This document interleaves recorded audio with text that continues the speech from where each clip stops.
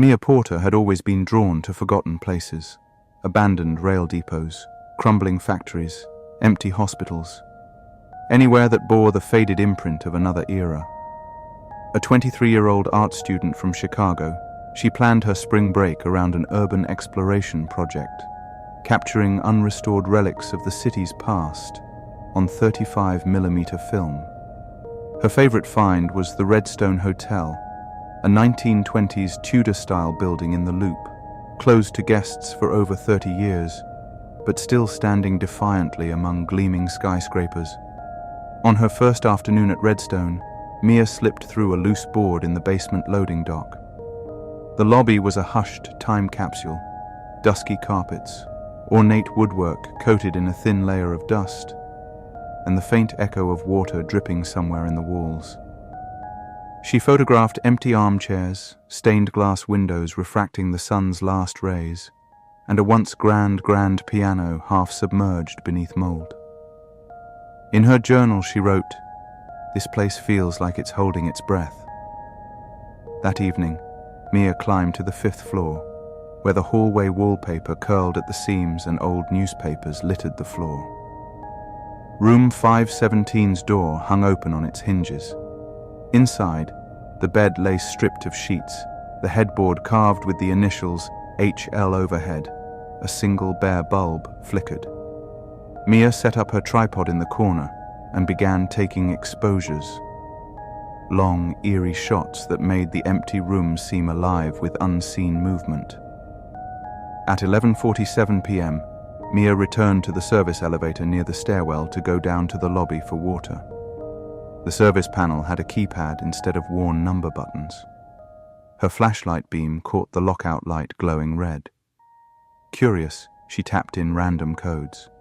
901, then 745, then 314. On her third try, the elevator shuddered to life. The doors slid open to reveal a dark shaft and an empty cabin. Mia stepped inside. She hit G for ground.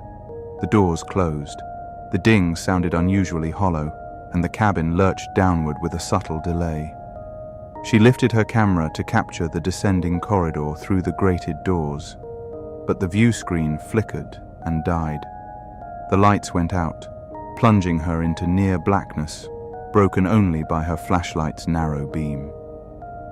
After a rattling descent that seemed to drag on for minutes, the elevator jerked to a stop. The doors opened not onto the lobby, but a narrow service hallway.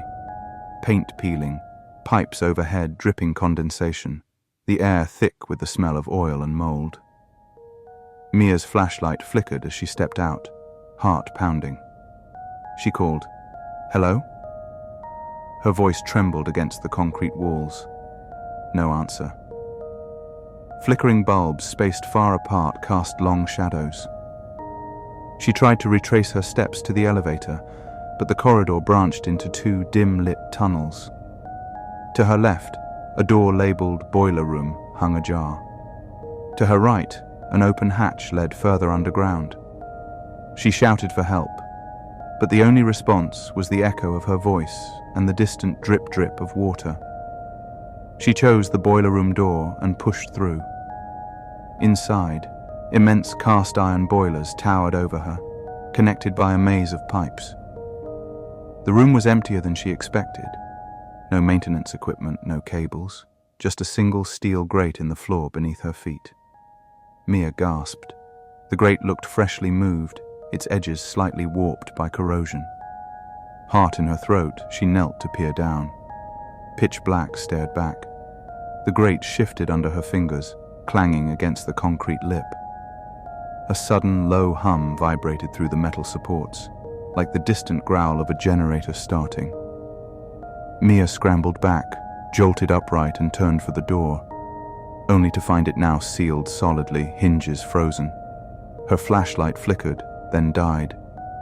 She was left in a stifling blackness pierced only by the hum that was now growing louder, accompanied by a rhythmic clang. Clang, clang, echoing up from below the grate. Frozen, she reached for her phone. No signal. In the feeble glow of its lock screen, she saw a text notification flash. Go back. No number, no name.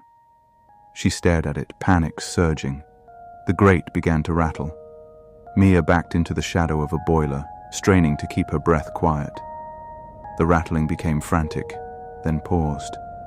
A single deafening clang followed by absolute silence. She didn't wait to find out more. Bolting down another hallway, she found a ladder bolted to the wall and climbed up into a smaller service tunnel behind the walls. The path spit her out onto the 5th floor landing. Just steps from room 517. She threw herself forward, slamming open the door and collapsing against the frame. The hallway was silent, the faded wallpaper just as she'd left it. Mia never saw the service elevator again.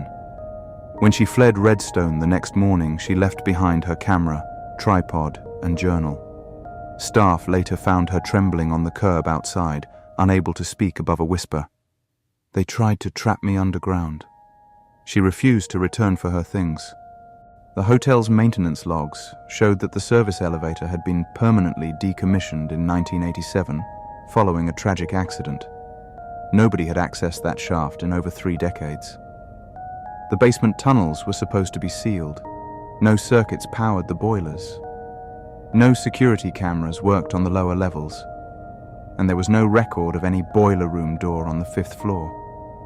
In the years since, urban explorers have posted grainy photos of the service elevator that shouldn't run, of rat-chewed electrical cables dangling in the tunnels, and of footprints circling the old boiler grate. Prints too small, too delicate, to have come from a maintenance worker. Mia Porter's disappearance into those hidden depths remains an unsettling reminder that some places, once abandoned, still hold the power to trap the living.